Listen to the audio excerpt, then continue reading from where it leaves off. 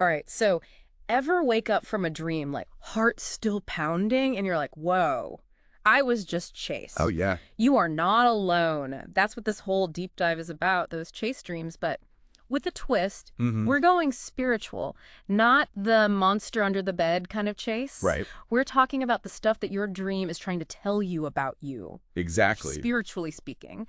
And you, my friend, you shared some seriously interesting dream material. Well, thanks. So we're going to try to decode that for you. And what makes yours so fascinating is... It's like everybody has these chase dreams, right? Yeah. But each one is like its own custom-made puzzle. It reflects like all the dreamer's own experiences Yes. and their emotions. It's really cool. It's so true. So get ready to unlock some serious aha moments. This is not your average dream dictionary, like, oh, you dreamt of a bear, that means this. Right. We're going way deeper. Yeah. One dream you shared really stood out to me, the one where you're being chased through that crowded marketplace. Do you remember that one? Uh-huh. Super vivid. You even mentioned like the smells and the sounds, the cobblestones under your feet. And your heart was racing, you said, right? Oh, yeah. Yeah. It's like our body's natural fight or flight, it kicks in, even though it's a dream. It's so weird. It's wild how our dreams amplify that, like those primal instincts. Yeah, they really crank up the volume. Totally. But here's the thing. You said you weren't, like, scared, really. More like... Overwhelmed. Yes, overwhelmed. And that's where it gets super interesting. Okay.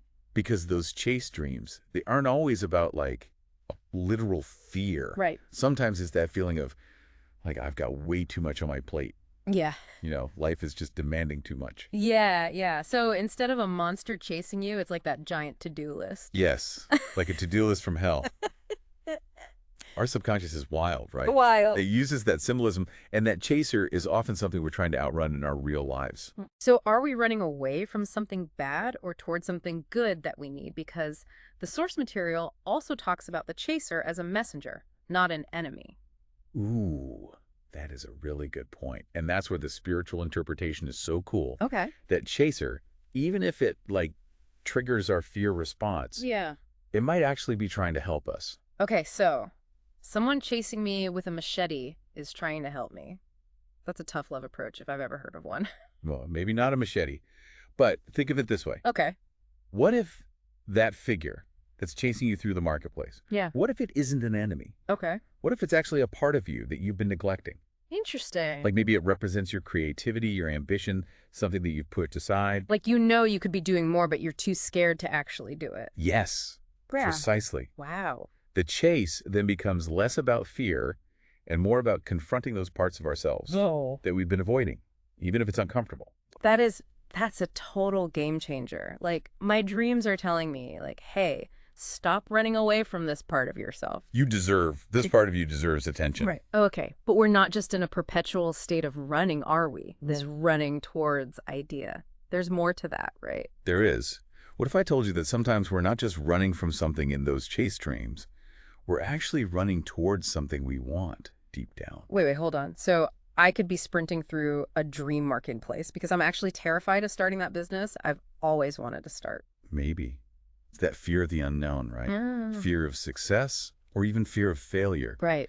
It can show up in our dreams as this, like, need to keep moving, this pursuit, even if it means running for the things that we really, truly desire. Wow. So crazy. So how do we, what are our dreams trying to tell us? How do we decode all this? Well, the source material you shared, it gives some really great advice, actually. Oh. First, it says to really pay attention to the emotions that we feel during those chases. Not just what's chasing us, but how we felt when we were being chased. Exactly.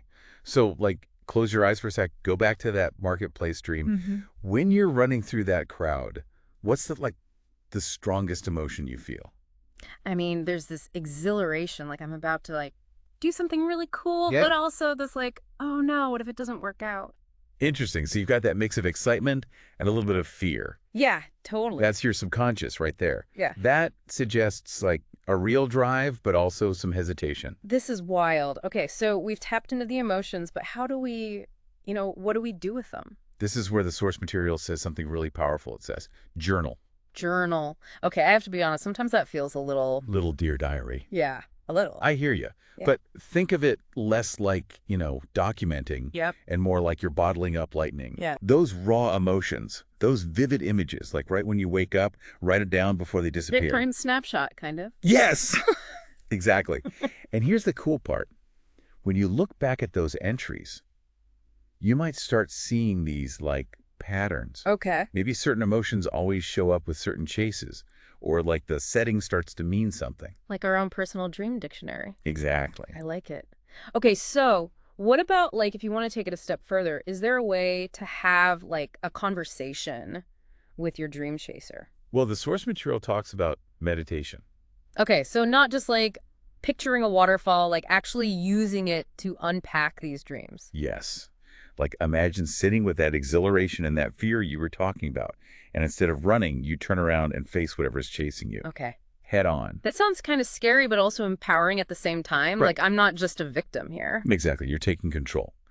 And in that moment, you can start to ask, like, the deeper questions. What are you trying to show me? What part of myself am I avoiding or even running towards? So it's a dialogue, not just me analyzing it 2 days later. Exactly. Wow, I like that. That's where the good stuff happens. Whoa, I like that. It's like we're taking these chases dreams and we're like, nope, we're writing a new ending. Right. That's powerful. We're not victims, we're empowered. Totally. This has been mind-blowing. We talked about fear, the symbolism, even like maybe we're running towards something good, not just always away from something bad. And we're just scratching the surface. Remember that other dream you mentioned? Yeah. The one with the field of sunflowers? Oh, yeah, that was a trip. Those sunflowers were huge. We've focused so much on the chaser, but the environment itself, those sunflowers, Yeah. they've got clues too, Oh, totally. Like a whole other level. Exactly. So every little thing in our dream is a piece, huh? Absolutely. The more we pay attention, the more we unlock this, like, subconscious language. So if I'm running through sunflowers, maybe it's not that scary a chase, after all. Right. Maybe there's beauty around you even when you're running. Seeing the positive, even in something that seems negative. That's what I love about these deep dives. It's not just like, here's what your dream means. It's like a whole new way of understanding yourself. It really is, because, honestly, these dreams, the chases, they're not meant to freak us out. Right. They're trying to help us grow. So I guess sometimes the best journeys start with a little bit of a scary dream, huh? A little heart-pounding action never hurt. Right. So everyone listening, next time you wake up from one of those crazy chase dreams, don't just ignore it, right? Right. Write it down, think about those feelings, and see what your dream is trying to tell you. Happy dreaming.